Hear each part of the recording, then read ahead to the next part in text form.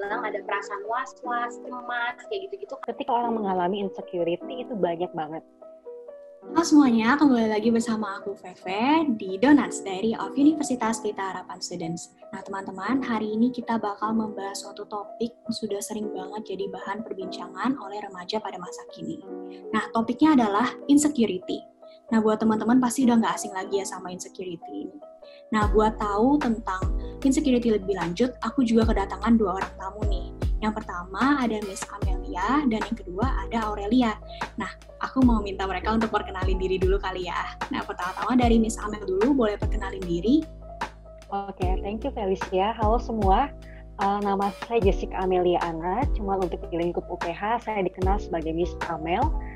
Sehari-hari untuk di UPH, saya mengajar di Fakultas Psikologi. Mungkin itu aja ya perkenalannya. Boleh, thank you Miss. Nah, selanjutnya Aurel. Iya. Aurel, boleh. Semuanya, aku Aurel, mahasiswa psikologi 2017. Itu aja ya kayaknya. Oke, nggak apa-apa. Oke, tanpa berlama-lama lagi nih, mungkin kita langsung aja kali ya bahas insecurity itu sebenarnya apa. Nah, seperti yang aku udah bilang tadi, pasti insecurity ini udah nggak asing banget kita dengar, dan mungkin bisa jadi permasalahan buat banyak orang ya, mungkin ya. Nah, tapi mungkin kita belum memahami juga nih definisi dari insecurity ini sebenarnya apa. Nah, mungkin aku mau tanya dulu nih ke Miss Amel kali ya. Kira-kira definisi dari insecurity ini itu apa sih, Miss? Oke. Jadi kalau kita lihat dari kosakatanya aja ya, insecurity. Kalau kita mau bahasakan ke bahasa Indonesia, berarti ada perasaan yang aman. Kalau kita mau bawa ke dalam konteks mentality manusia, berarti akan ada perasaan yang aman, perasaan nggak nyaman, perasaan takut, perasaan ragu-ragu terhadap situasi yang sedang dialami ataupun yang belum dialami. Nah, jadi ada dua konteks ya, perasaan tidak aman terhadap situasi yang belum dialami atau perasaan tidak aman terhadap situasi yang sedang dialami. Kurang lebih seperti itu definisinya. Oke, jadi sebenarnya insecurity itu ada di dua konteks ya, Miss ya, yang belum kita hadapi atau yang sedang kita hadapi kayak gitu ya, Miss. Nah, aku setelah dengar definisi ini, aku sebenarnya tuh jadi penasaran sih, Miss. Jadi pengen nanya juga nih. Gimana Rel, menurut kamu pernah gak sih kamu ngerasain insecure atau mungkin ada teman-teman kamu tuh yang kayak sering curhat, Rel aku lagi insecure nih, kayak gitu. Mungkin boleh di-sharingin juga ke kita. Nah, jadi aku itu pernah ngerasa insecure. Waktu aku itu SMP, pas pertama kali puber, aku tuh mulai tahu kenikmatannya pecel lele, nasi goreng, martabak keju gitu ya. Jadi passion aku itu makan. Akhirnya badanku tuh mengembang, kayak dikasih kebanyakan baking powder gitu ya. Nah, terus waktu itu aku ingat banget pas SMP itu teman aku, salah satu teman aku sebenarnya cukup dekat sama aku. Terus dia bercanda gitu.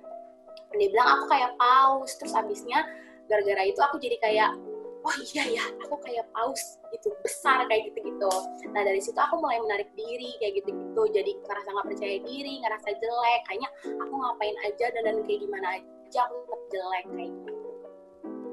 Berarti itu dari pengalaman pribadi ya, Rel, langsung kamu bagiin ya. Gak apa-apa, Rel, nanti kita bakal lihat lagi nih ya kira-kira gimana kelanjutannya. Oke, dari contoh yang Aurel kasih nih ya, aku sebenarnya juga penasaran sih, Rel. Pasti kamu gak ada prosesnya kan, gak mungkin langsung tiba-tiba kamu, aku insecure nih, kayak gitu. Nah, mungkin aku mau tanya nih ke Miss juga kali ya. Kira-kira ya, Miss, tanda-tanda apa sih atau indikasi awal apa sih yang dirasain sama seseorang yang mungkin mengalami insecure gitu, Miss? Oke, thank you Felicia. Jadi mungkin tanda-tanda ketika seseorang mengalami insecurity secara mental itu hampir sama ketika kita mengalami merasa tidak aman dengan kondisi sekitar kita. Misalnya kalau kita malam-malam kita ngunci pintu karena kita merasa takut kemalingan, ada perasaan tidak aman di sana ya. Itu mungkin hampir sama ketika mental kita merasa tidak aman dengan kondisi kita yang tadi itu. Entah itu yang belum dialami atau yang sedang dialami. Ada perasaan was-was, itu pasti. Ada perasaan cemas, itu pasti. Nah, secara mental mungkin hal-hal itu akan dirasakan. Terlalu berpikir banyak hal yang mungkin belum terjadi, terlalu berpikir banyak hal yang mungkin membuat kita akhirnya terganggu secara mental. Ya, nah secara mental itu yang mungkin dialami dan mungkin bisa sampai secara fisik. Secara fisik mungkin bisa aja sampai mengalami sakit mah, pusing, sulit tidur, punya gangguan makan, males-malesan, itu bisa terjadi. Jadi kalau mau menanyakan mengenai indikasi atau simptom ketika orang mengalami insecurity itu banyak banget. Intinya adalah ketika seseorang mengalami perasaan tidak aman secara mental, dia akan merasakan was-was. Itu adalah emosi yang paling utama dan yang paling menjadi fokus ketika orang menjadi tidak aman secara mental. Oke, berarti memang perasaan itu yang muncul duluan kali ya, Miss ya? Iya. Perasaan tidak aman. Nah, menurut Miss sendiri ini sebenarnya wajar gak sih, Miss? Dirasain oleh remaja pada umumnya?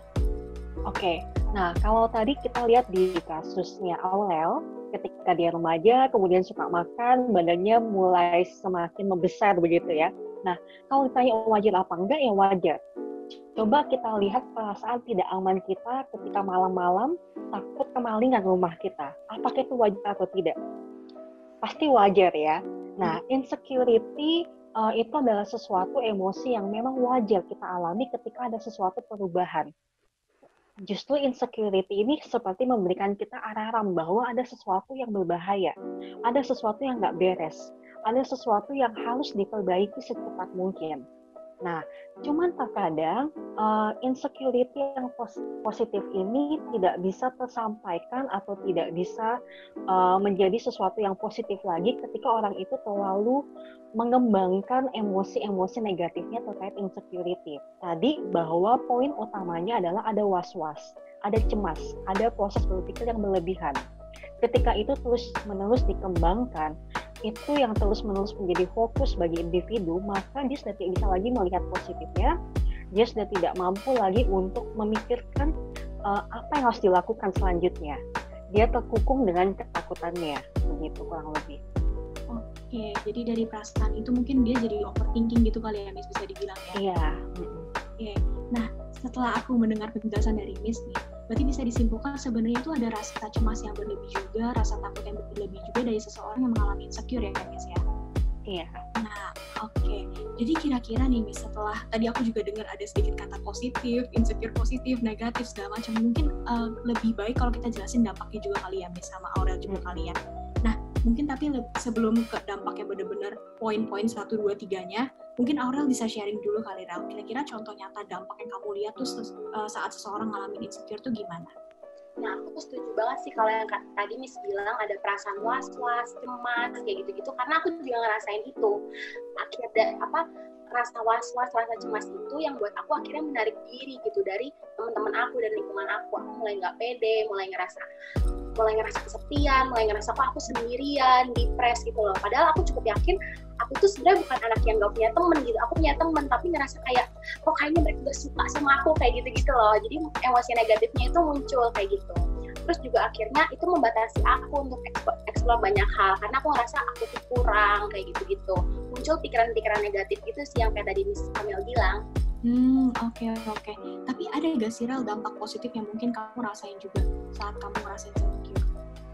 Ada sih, kayak misalnya di kasus aku ini kan, aku tuh ngerasanya aku gendut kayak gitu-gitu kan, kayak aku jadi ngerasa kayak sebenarnya aku bisa nggak sih kurus kayak gitu-gitu, dan ternyata itu memotivasi aku untuk hidup lebih sehat, lebih jaga pola makan kayak gitu-gitu. Oke, mantep banget nih contohnya dari Aurel, langsung relate banget nih ya kita ya. Oke, mungkin Miss bisa tambahin, Miss, kira-kira contoh dampak-dampak lainnya tuh gimana sih, Miss?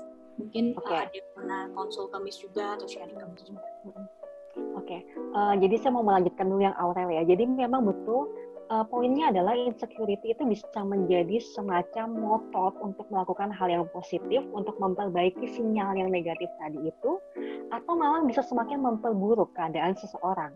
Nah, dampak jangka panjangnya, kalau misalnya individu ini terus mengembangkan insecurity yang negatif, itu bisa berdampak kepada kehidupan sehari-harinya dan kepada kehidupan sekitarnya.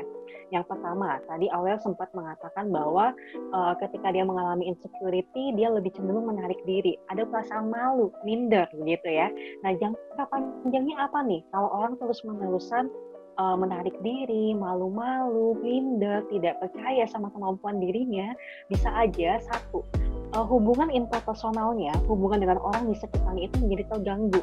Yang dulunya punya banyak teman, yang dulunya misalnya aktif di organisasi, sekarang jadi menarik diri, malu-malu. ya. Yang kedua bisa aja performanya entah di sekolah, entah di tempat bekerja, entah di kampus itu menjadi terhambat karena merasa bahwa saya tidak mampu, saya tidak bisa, mereka lebih jago. Nah, jadi itu dampak-dampak yang mungkin bisa dialami jangka panjangnya.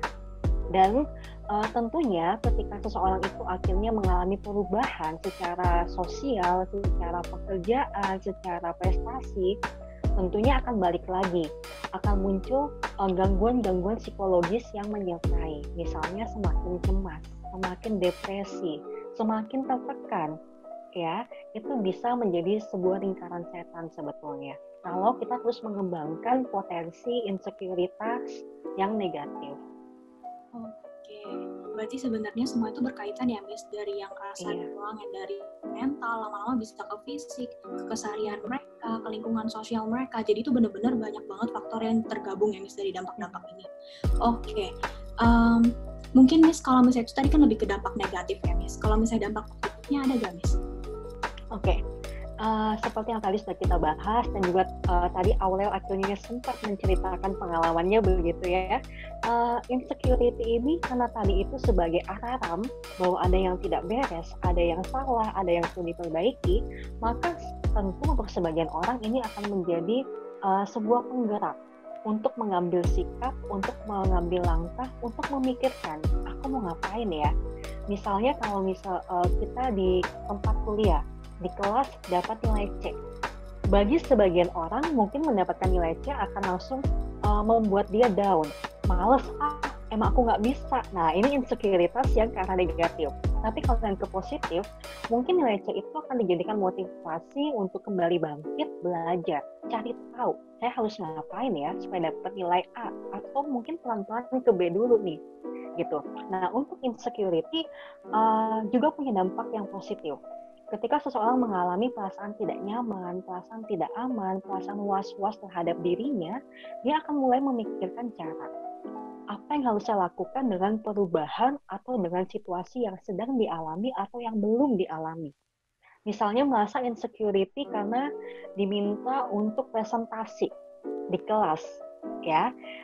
Mungkin untuk dampak positifnya, dia bisa semakin mempersiapkan diri dengan baik, latihan, cari banyak sumber supaya bisa matang ketika ngomong di depan umum.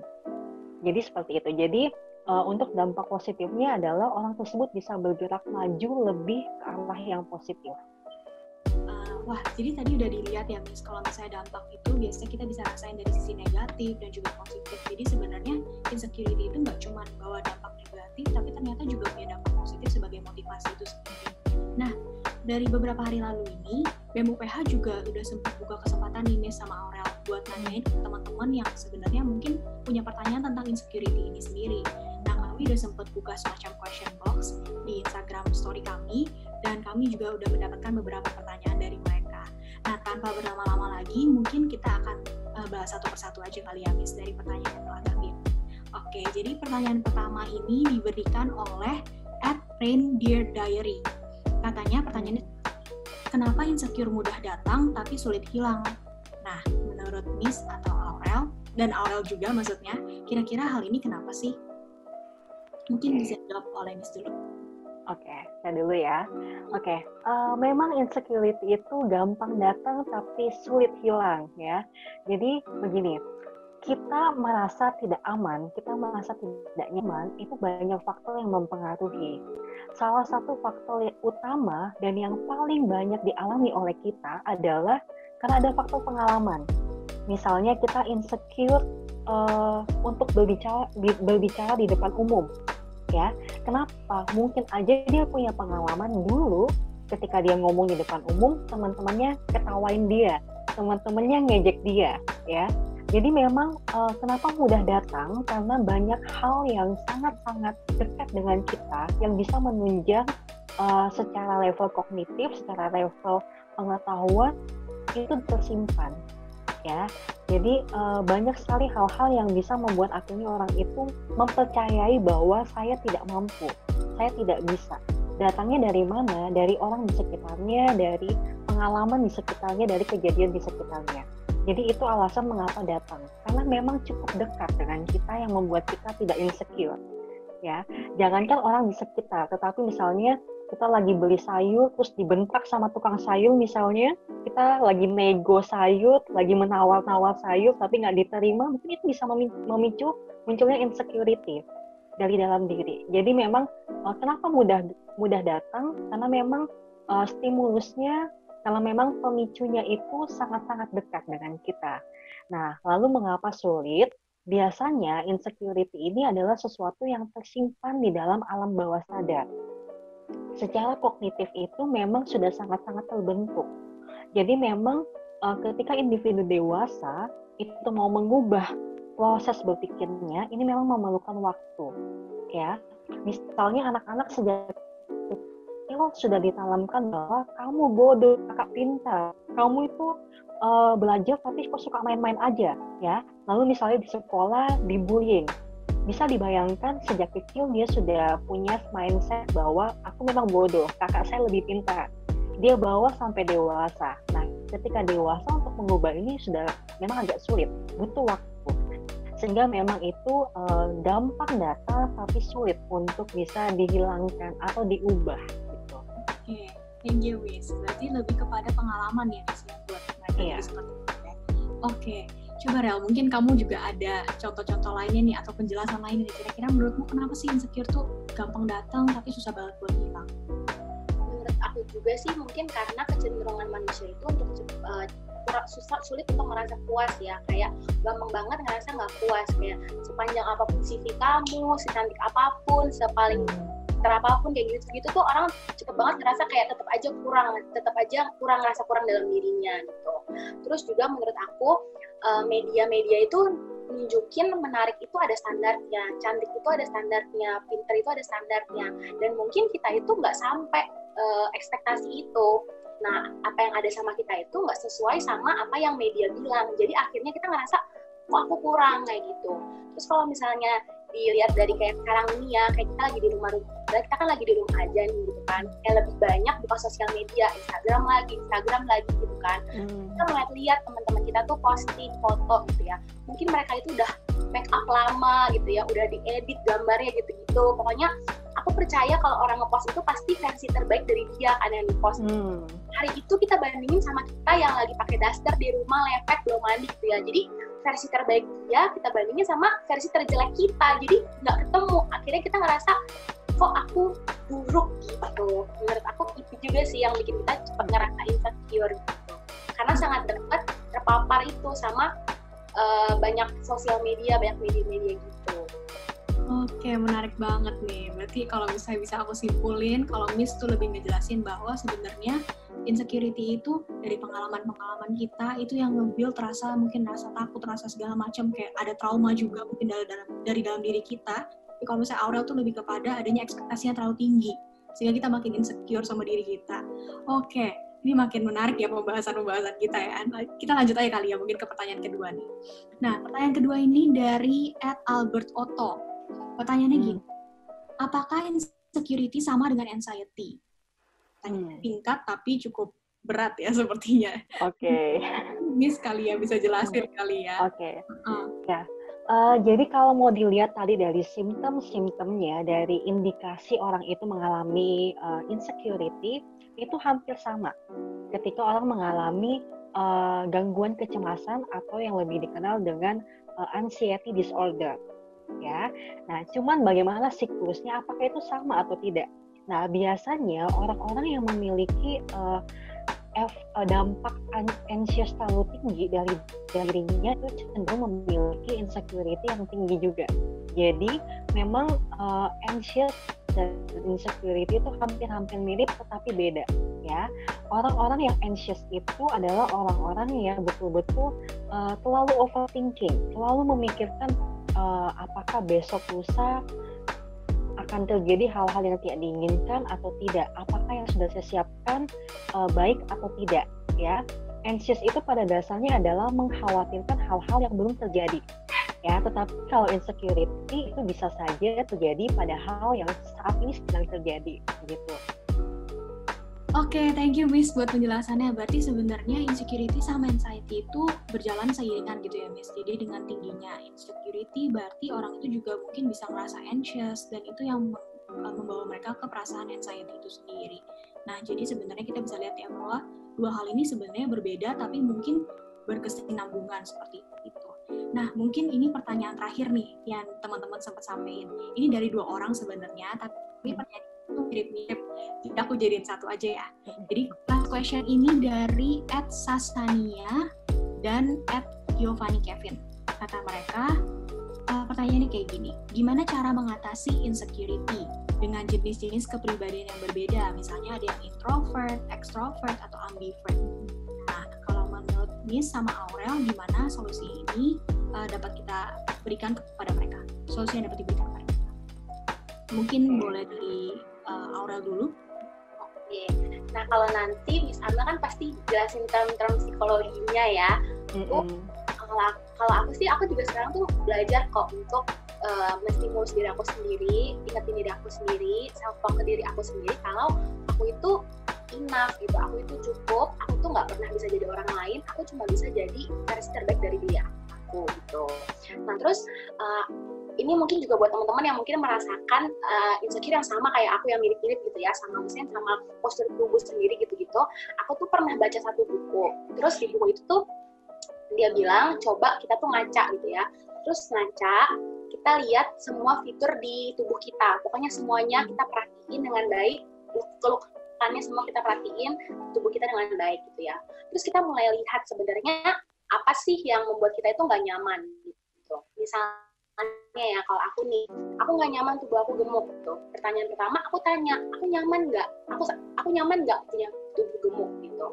Aku cukup mengapresiasi, bahkan sangat mengapresiasi gitu ya kalau orang-orang itu ada yang bisa bilang kayak big is beauty gitu kan. Tapi untuk aku tuh belum bisa merefleksikan kalau big is beauty gitu. Jadi pertanyaan pertama kan aku belum bisa nih, aku nggak nyaman sama keadaan ini. Yang kedua, sesuatu yang aku nggak nyaman ini bisa aku ubah nggak sih kayak gitu. Nah kalau misalnya kayak tadi badan aku ternyata bisa loh kalau aku jaga hidup aku jaga pola makan aku olahraga, ternyata aku bisa loh ikan paus tadi bisa jadi cupang gitu kan, bisa jadi gitu ya. Terus kalau misalnya ternyata bisa aku ubah kan aku jadi belajar untuk ternyata insecure ini kayak tadi Miss Amel bilang jadi kontrol aku untuk keadaan yang positif gitu. Tetapi lain lagi keadaannya kalau misalnya ini sesuatu yang nggak bisa aku ubah gitu ya, kayak mungkin aku akan tanya sama diri aku gitu ya, misalnya langsung pipi aku kenapa sih cuma ada sebelah kanan gak ada sebelah kiri juga gitu.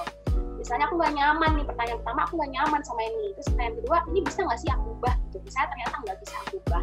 Nah sini aku belajar untuk kayak oh iya aku bisa mengakui diri aku sendiri, aku bisa terima diri aku sendiri, aku bisa lebih menghargai diri aku sendiri.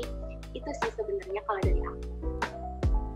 Oke, thank you Rel buat sharingnya. Mungkin ada sharing juga, solusi juga ya buat teman-teman semua ya. Mungkin kalau dari Miss gimana nih Miss? Kira-kira cara buat ngatasin insecurity?